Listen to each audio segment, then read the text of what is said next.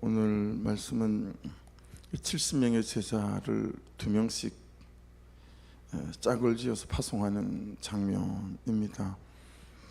2명씩 짝을 지으면 35팀이 되는 거죠.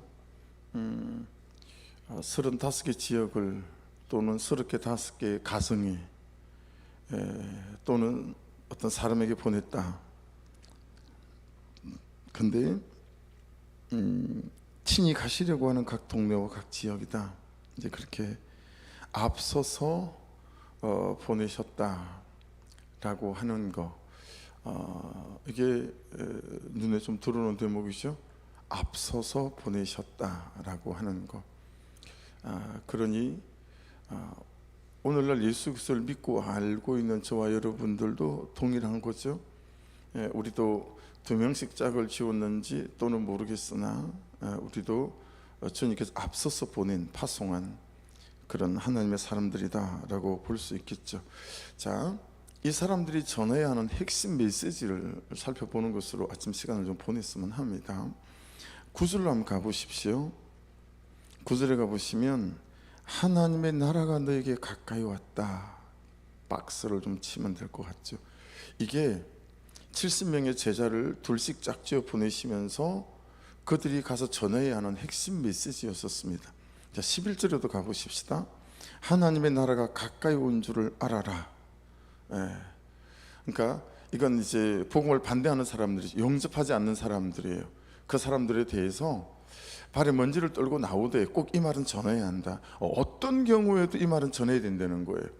그들이 받아들이든 받아들이지 않든 꼭 전해야 되는 메시지가 뭐예요? 하나님의 나라가 가까이 온 줄을 알아라 라고 하는 것이 제자들이 가서 꼭 전해야 되는 메시지였었습니다.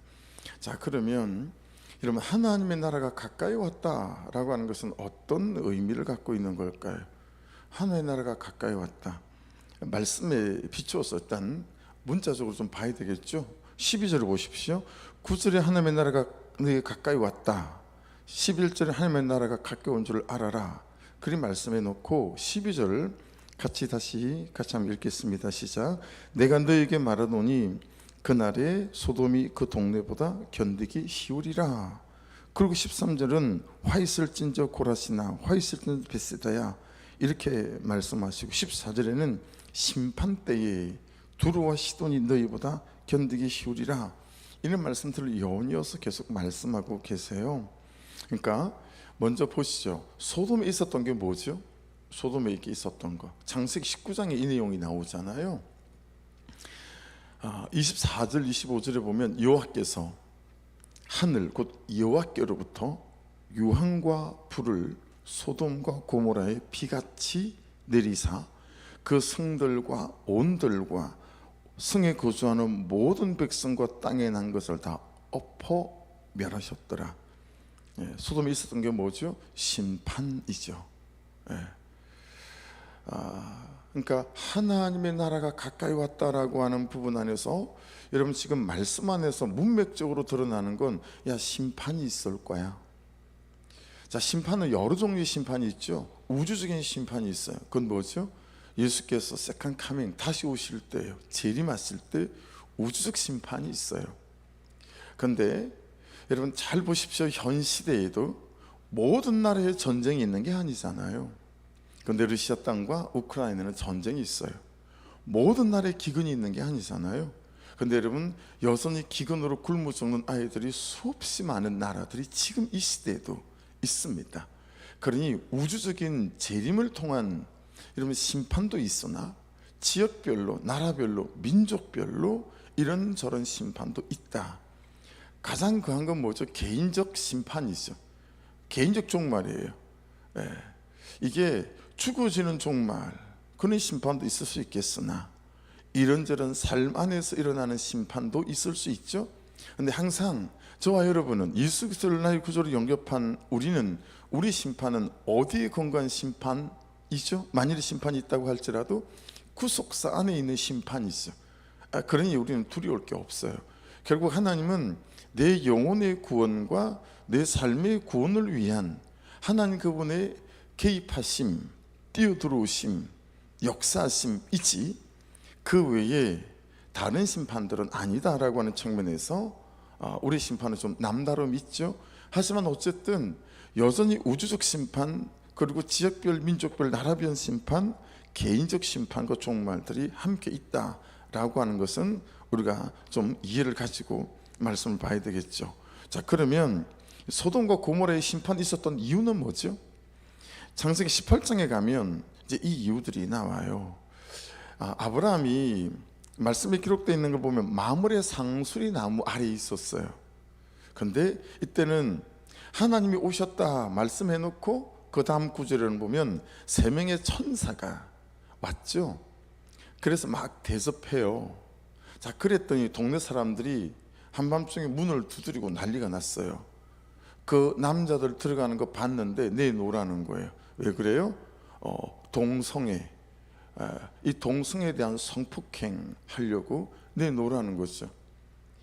그런 일들이 막 벌어졌던 장소가, 도시가 이 소돔과 고모라였다라고 하는 것입니다. 19장에 가도요, 롯이 소돔 성문 앞에 앉아 있었거든요. 두 천사가 와서 막 롯이 대접을 했어요.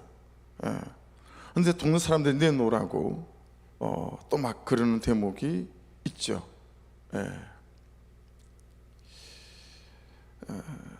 13절에 그들에 대한 부르짖음이 여호와 앞에 크므로 여호와께서 이곳을 멸하시려고 우리를 보내셨나니 우리가 멸하리라. 그러니까 죄를 지은 사람들에 대한 심판이고요, 소돔과 고모라. 말씀에 불순종하고 살아온 사람들의 삶에 대한 심판이었다라고 하는 거죠. 그런데 여러분 보세요. 이 심판이 예수 그리스도와 연결이 되어지면 이것은 예수 그리스도로 인한 죄를 지은 사람들의 심판이 아니라 죄에 대한 심판이긴 하나 죄를 지은 사람들에 대한 용서다라고 하는 거죠. 이게 의미가 완전 달라지죠. 지금 예수님께서 70명의 제자를 파송하시면서 하나님의 나라가 가까이 왔다, 이게 핵심 메시지였었어요. 이건 어떤 거죠? 앞서 보냈잖아요. 예수님이 가시기 전에. 그렇죠?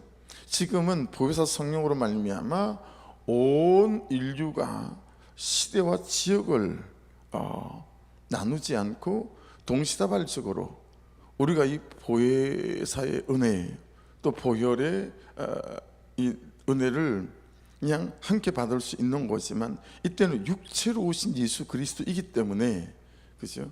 예수가 가시기 전에 먼저 제자들을 파송해서 자, 지금부터 죄에 대한 용서가 있다. 이게 하나님의 나라에 대한, 이게 하나님의 나라는 여러분 너무 많은 의미들을 가지고 있지만 그냥 오늘 말씀에 제안해서 소돔에 대한 얘기가 나오니까 심판에 대한 부분에 이렇게 제안해서 말씀을 나누게 되면 그런 거다라고 하는 거죠. 죄를 지은 사람들에 대한 용서, 이게 하나님의 나라의 시작이고 출발이다라고 하는 거죠. 해서 그 죄를 지은 사람들에게서 예수님께서 그 죄를 다 가져가는 것이었죠. 하나님의 나라. 사람들에 대한 심판이 아니라 죄를 지은 사람들에 대한 용서, 하나님의 나라. 죄를 씻어내는 것이었고, 나 대신 그 죄를 예수께서 지시고 내 죄에 대한 죄값으로 죽으시는 것, 하나님의 나라죠. 여러분, 그런 측면에서 우리가 참 잘못 전했던 때가 있어요. 구원은 공짜입니다. 말도 안 되는 소리죠. 구원이 왜 공짜입니까? 구원은 십자가짜리죠. 예수 그리스도께서 십자가에서 죽지 않으셨다면 우리에게 구원은 없습니다. 그 십자가의 죽으심으로 우리의 죄가 씻어졌기에 우리의 구원이 있으니, 우리의 구원은 보혈의 값이고 또 십자가짜리고 뭐 그런 거죠. 그렇게 너 이제 죄 없다, 예수 그리스도를 나의 구주로 영접할 때 이것이 하나님의 나라의 시작과 출발이다 라고 하는 거죠. 이 구원의 복음, 이것이 우리가 전해야 될 핵심 메시지, 하나님의 나라라고 하는 거죠. 하나님의 사람들을 죄짓게 만들고 죄된 삶을 살게 만드는, 해서 죽어서는 둘째 사망, 그죠? 다이닝, 지옥불에 들어가야 하는, 사는 날 동안은 다나토스, 뭐였죠? 빙데드, 살아있지만 죽은 자로 살아가게 만드는 이 죄 자체에 대한 심판, 또 예수님의 보혈로 그 죄의 값을 치르고 그 죄의 효력을 없이 하는 거였죠. 하나님의 나라의 시작과 출발입니다. 여러분, 해서 하나님의 나라는 죽어서 누리기 전에 살아서 회개로 누리는 거다. 그러니 이렇게 살아가지 말고 회개하고 예수 그리스도를 믿고 이 살아있는 동안에도 하나님의 나라를 누려야 되지 않겠니? 라고 하는 거죠. 회개한 삶으로 누리는 거, 이게 하나님의 나라이죠. 내게 그 죄가 있습니다. 그런데 그 죄를 예수께서 씻어주셨습니다 로부터 시작하는 하나님의 나라라고 하는 거죠. 그래서 여러분, 우리가 구원을 얻을 때의 믿음이라고 할 때 우리가 자주 들었던 에베소서 2장 8절과 9절 말씀 잘 정리되어 있으시죠? 너희가 그 은혜를 인하여 믿음으로 말미암아 구원을 얻었나니 이것은 너희에게서 난 것이 아니요 하나님의 선물이다 그랬잖아요. 은혜 더하기, 그 은혜를 믿는 믿음은 구원인데, 이 구원은 우리 행위로 말미암은 게 아니라고 그랬으니 마이너스 행위예요. 그러니까 전적인 하나님의 은혜이니 이 구원의 대상에 포함되지 않을 사람은 없죠. 내가 거절하기 전에는.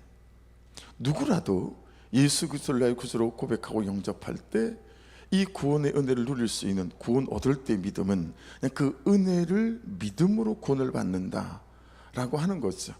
근데 여러분 어때요? 이 구원을 누리는 삶은 어때요? 이 구원을 누리는 삶은 그분의 은혜를 믿고 그리고 믿음으로 말씀을 따라 사는 삶이 함께 동반할 때 우리가 그 구원을 누리는 기가 막힌 놀라운 삶을 살아가는 거죠. 그래서 여러분, 다윗이 광야에 있을 때 기가 막히지 않았을까요? 다른 사람이 볼 때 그 삶 기가 막힌 거예요.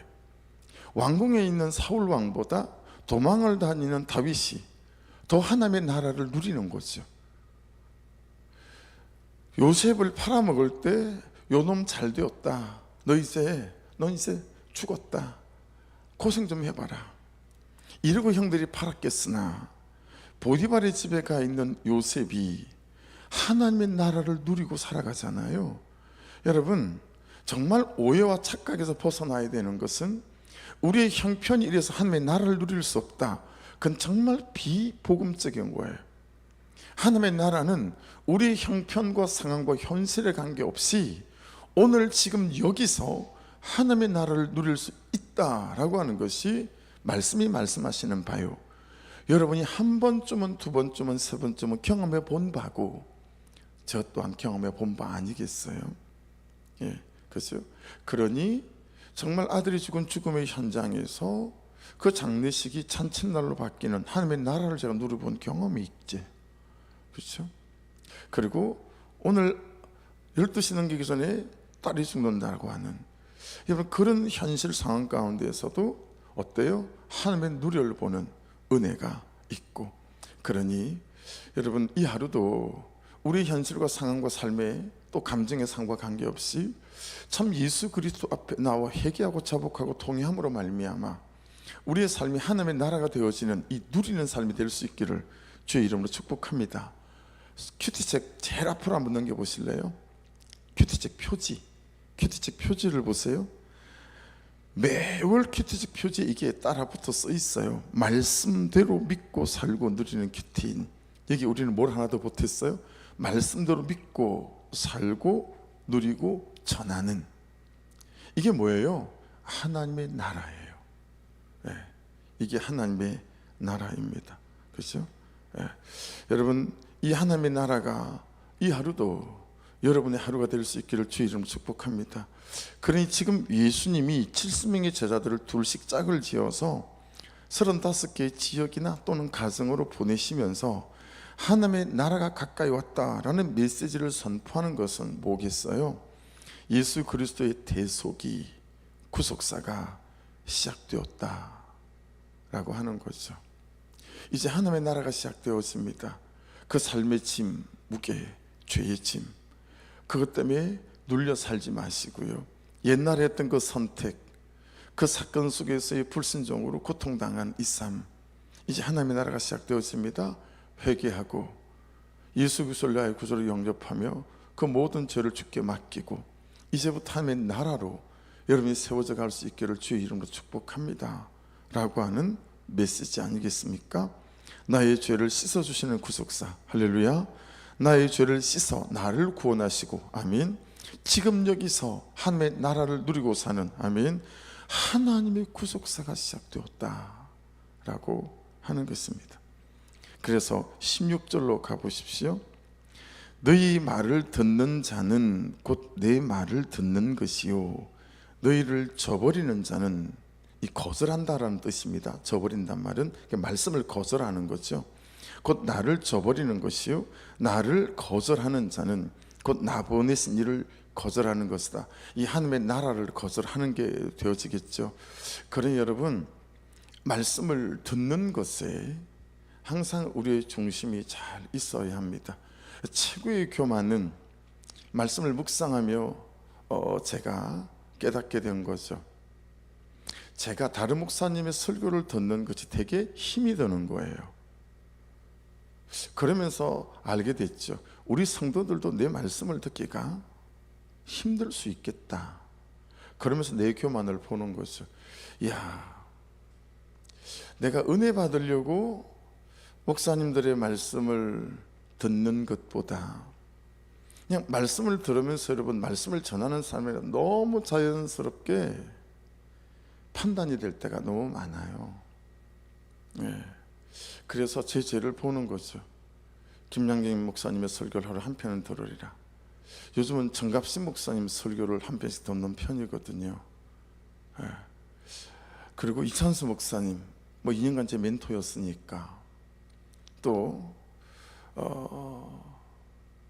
가끔은 하영주 목사님, 오카너 목사님, 그 다음에 로이드 존스 목사님, 이런 팀 켈러 목사님, 책을 통해서 만난 스승들, 또 삶에서 만난 스승들, 설교를 통해서 만난 스승들, 야, 그분들의 설교를 한 편을 쭉 하니 듣는 것이 참 내게 불편하고 쉽지 않은 일이구나 라는 걸 느끼면서, 여러분, 제가 참 듣는 데 연약한 자다. 야, 이 듣는 게 최고의 겸손이구나, 이런 걸 깨닫게 되어졌죠. 그래서 여러분, 목장에서 잘 들으십시오. 목장에서도 잘 들으면 듣는 자가 이깁니다. 그래서 목자들이 하는 권면도 잘 들으시고, 목장에는 말하는 사람은 목자여야만 합니다. 다른 목원들은 잘 들어야 합니다. 그런 과정을 거쳐야 여러분이 목자가 됩니다. 잘 듣지 않는 목원은 목자 되기 어렵습니다. 잘 들어야 여러분들이 또한 목원을 세워가고 영혼을 세워가는 목자가 될 수 있어요. 그게 하나님 앞에서의 최고의 겸손이에요. 그러면서 말씀을 듣고 배워가는 거죠. 저처럼 이런 부족한 자가 되지 않기를. 여러분, 제가 다른 목사님의 설교를 듣지 않는다. 야, 그 목사가 어디서 내 죄를 또 볼 수 있을까요? 물론 감사하게도 매일 성경을 보면서 제 죄를 보지만, 그죠? 그래서 다시 오말 오뭇 오말 오듯 이거 하면서 제가 저를 속이지 않고 그냥 말씀에 있는 그대로, 야, 목사님이 참 같지 않네, 야, 이게 우리 목사네 할지라도 가감없이 제 죄를 드러내는 일에 그냥 제한 없이 제가 가만가만을 올리고 있는 거 아시죠? 그게 듣는 거죠. 말씀을 듣고 그냥 내 죄를 보는 거죠. 그래서 여러분, 이 제자를 파송해서 하는 얘기는 세 가지만 기억하시면 돼요. 보시면 2절에 추수할 것은 많되 일꾼이 적으니 그러므로 추수하는 주인에게 청하여 추수한 일꾼들을 보내주소서. 잘 들으면 우리 교회 좋은 일꾼들이 많이 일어날 수 있어요. 여러분, 항상 기도해 주십시오. 저와 함께, 주님, 우리 교회 안의 모든 성도들이 정말 목자로 세워져가는 추수한 일꾼들이 될 수 있도록 은혜를 부어주십시오. 기도해 주시고 또 추수하는 일꾼을 바깥에서 많이 보내달라고, 그래 이 도시와 도시의 영혼을 자유케 할 수 있는 주님 주신 이 소명을 잘 감당해낼 수 있지 않겠어요? 그래서 이 2절은 정말 저와 여러분이 우리 교회는 정말 붙잡고 씨름해야 될, 매달려야 될, 간절해야 될 그 우리의 기도 제목입니다. 그리고 이제 3절부터 말씀하세요. 내가 너희를 보냄이 어린 양을 이리 가운데 보냄과 같도다. 참 이게 쉽지 않다라고 하는 거죠. 영적 전쟁이 수시로 있을 것이고, 그죠? 어둠의 권세가 수시로 있을 것이고, 그런 말씀을 하시는 거잖아요.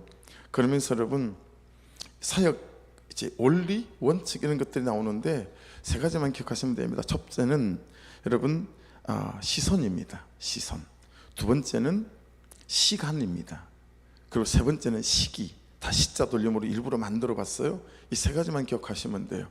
야, 오늘 이 하루를 내가 살아가며 제자로서 내 시선과 내 시간과 내 시기, 이걸 잘 살펴야 된다. 4절 보십시오.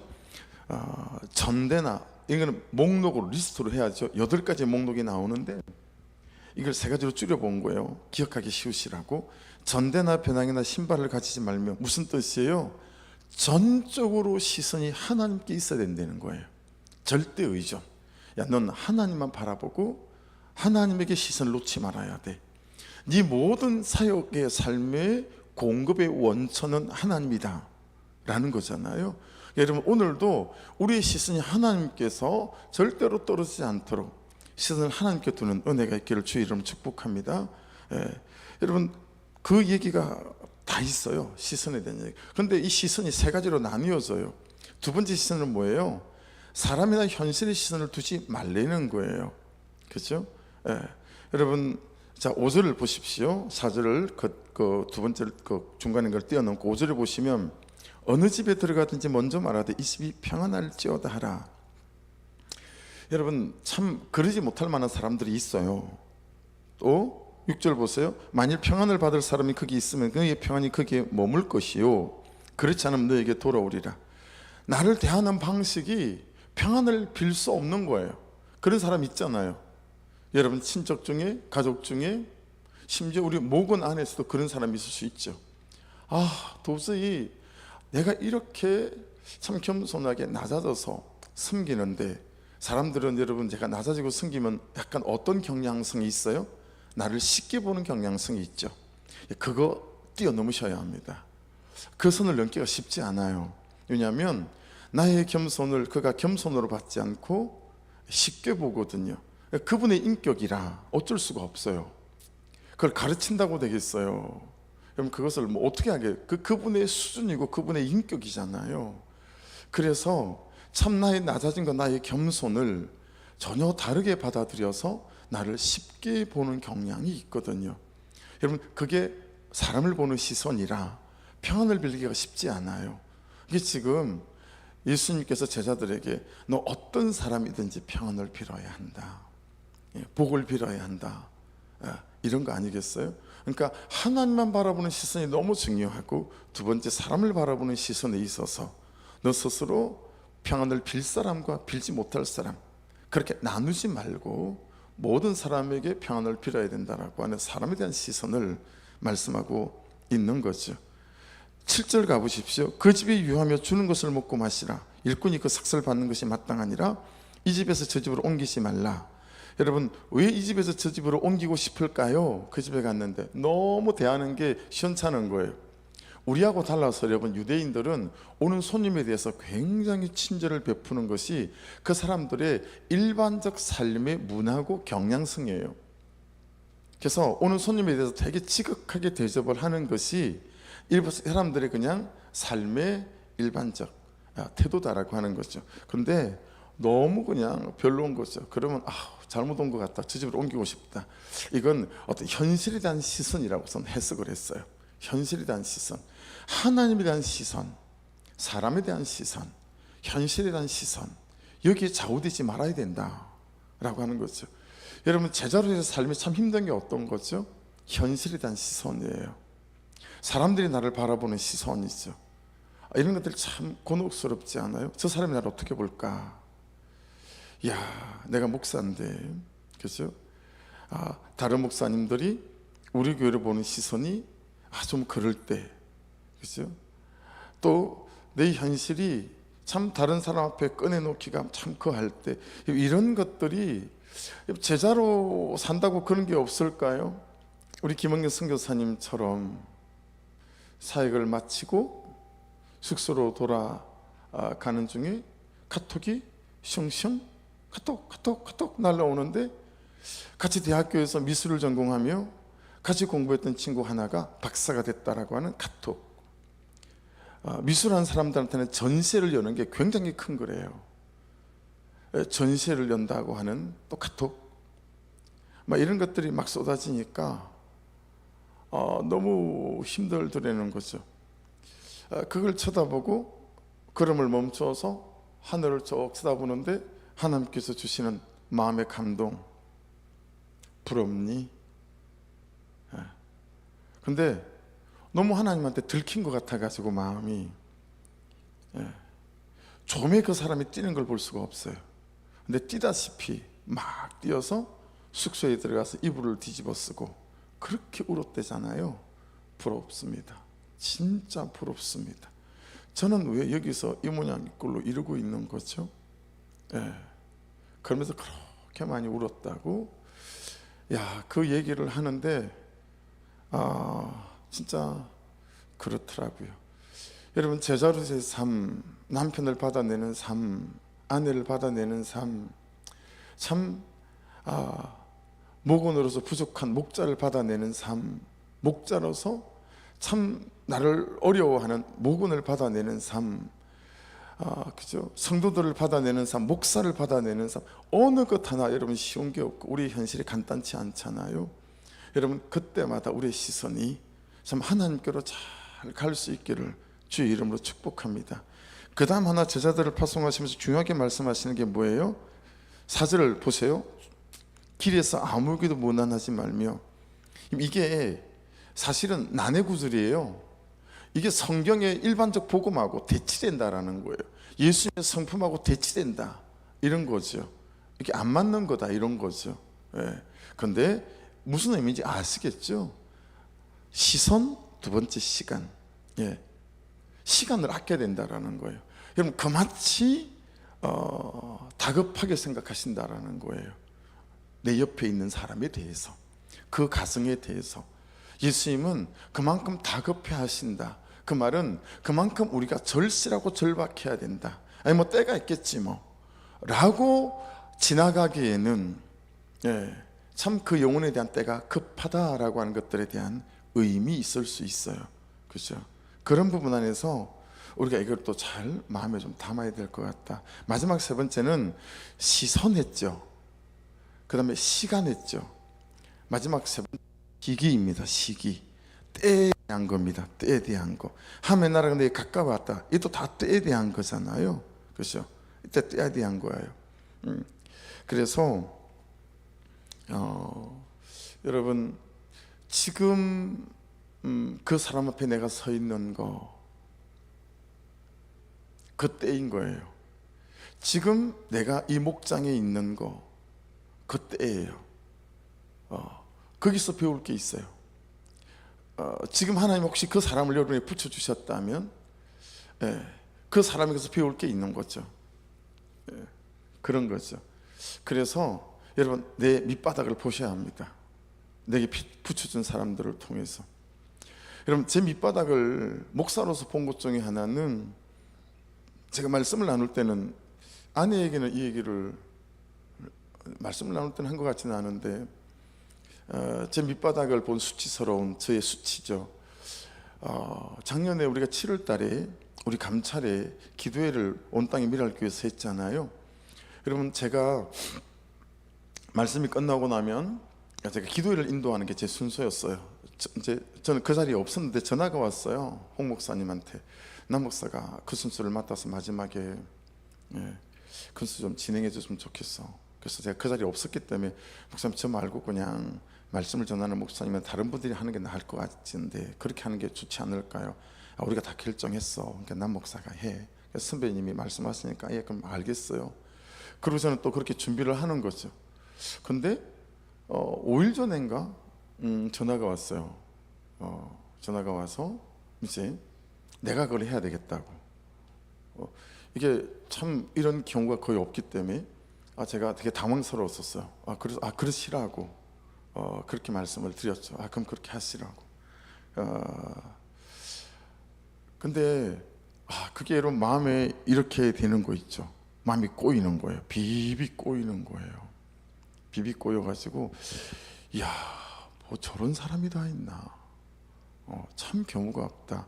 목사님, 여차해서 이러해서 이런 상황이라 좀 그렇게 생각하는데 목사님 생각은 어떠세요? 뭐 이런 게 아니라 목사님 그걸 내가 해야 될 것 같은데 그렇게 합시다. 그러니까 너무 어이가 없는 거 있죠. 여러분, 근데 그게 꽤 오래 갑디다. 한참을 갔었어요. 이 꼬인 마음이. 근데 때였던 거죠. 그런 사람을 통해서 내가 나를 봐야 되는 때였던 거예요. 그러면서 또 저의 바닥을 보고 참 내가 부족하고 연약한 사람이구나. 혹시 여러분 주변에 여러분에게 말로서 실수한 사람들이 있으면 그가 부족할 수 있어요. 그러나 또한 저와 여러분이 내가 또 이런 말을 듣고 들을 말을 들었습니다며 나를 하나님께서 더 세우시기 원하시는 때인가 보다. 그렇게 또 세워져 가시면 또 참 주의 말씀이 되는 것 같아요. 그래서 그 시간, 하나님에 대한 시선, 그리고 시간, 그리고 시기, 때, 이 세 가지 제자로서의 삶의 어떤 원리와 원칙을 붙잡고 살아간다면 하나님께서 기쁘게 우리를 잘 만들어 가시고 양육하시는 은혜가 있게 될 줄 믿습니다. 기도하겠습니다. 우리 주여 한번 부르고 말씀 붙잡고, 아버지, 내가 이렇게 부족합니다. 참 들을 말을 들었습니다. 있을 일이 있었습니다도 참 잘 안 되어지고 참 어려운 때를 지나가는 연약한 제자입니다 라고 고백하며, 아버지, 제가 잘 세워져 가는 제자가 될 수 있도록 열린 길을 주시고 열린 마음을 주십시오. 또 기도하고 내 주변에 주신 사람들 정말 때가 간단치 않음을 기억하고 아버지 하나님 도와주시옵소서. 그렇게 기도하길 원하고, 참 우스갯소리 같지만 누가 난로 위에다가 고구마를 얹어놨는지 지금 새벽 기도 오면서 보니까 또 고구마가 있어요. 그래서 이 고구마를 누구에게 얹어놨냐고 그랬더니 손양 집사님이 언젠간 익지 않을까요? 안 익겠죠. 여러분, 주신 사람들에 대해서 좀 한 걸음 더, 나 자신에다 한 걸음 더 들어가셔서 하나님의 사랑과 사람으로 좀 나를 다독거리시고 그를 다독거리시는 은혜도 부어달라고 우리 주여 한번 부르고 같이 기도드리겠습니다. 주여, 아버지 감사합니다.